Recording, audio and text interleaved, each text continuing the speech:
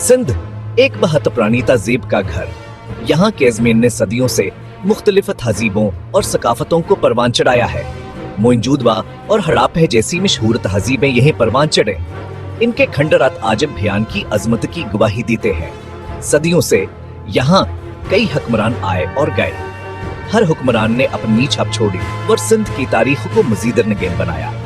राय खानदान ने यहाँ बहुत अरसा हुकूमत किया और सिंध को खुशहाल बनाया।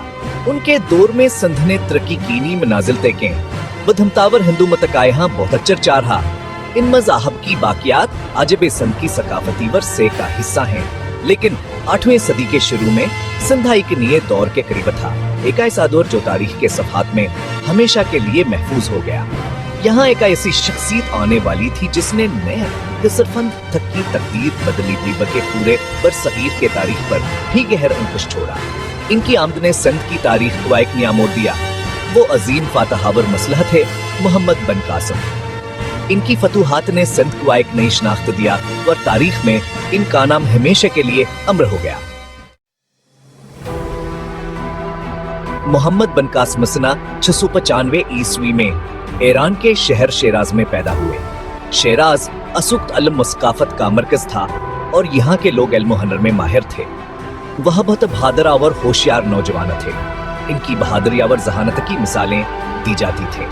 उन्होंने कम उम्री में हेजिंग की खूब तरबीत हासिल कर ली थी। इनकी तरबीत में तलवारबाजी, तीर अंदाजी और घड़सवारी शामिल थी। उस वक्त सिंध पर राजा दाहर की हुकूमत थी। राजा दाहर एक मजबूतू और ताकतवर हुक्मरान थे। खलीफा हुली दावल के दौर में सिंध के साहली इलाकों पर समंदरी डाकुओं के हमले बढ़ गए थे। ये हमले तजारती रास्तों को नुकसान पहुंचा रहे थे। इन डाकुओं ने मुसलमानों के जहाज लूटे और मुसलमानों को कैदी बना लिया। उनके लुटमार से मुसलमानों को बहुत नुकसान पहुंचा। खलीफा हुली दावल ने राजा दाहर से कहा को हाँ डाकुओं को रोके।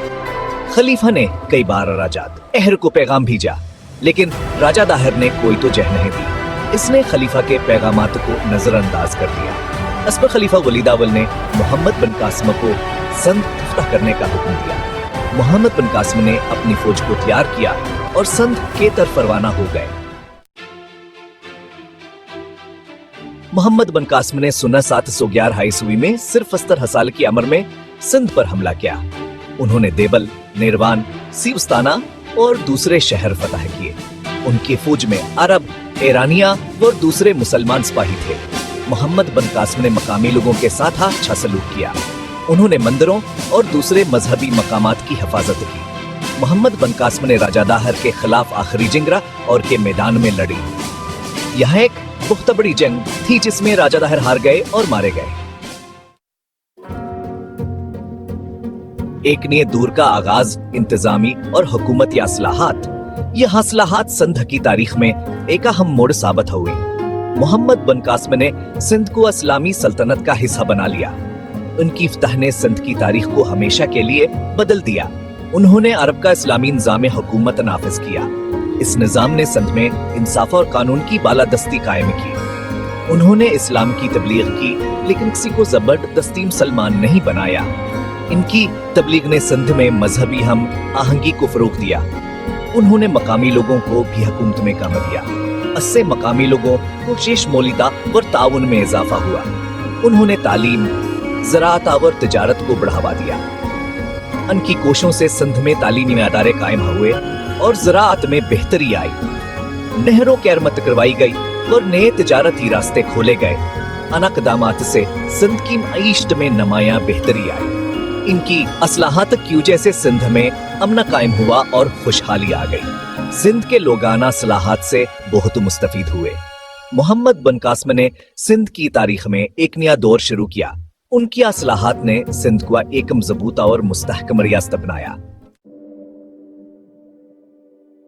मोहम्मद बिन कासिम का वर्सा सिंध और पाकिस्तान पर असरात। मोहम्मद बिन कासिम का दौर सिंध की तारीख का एक अहम मोड़ था।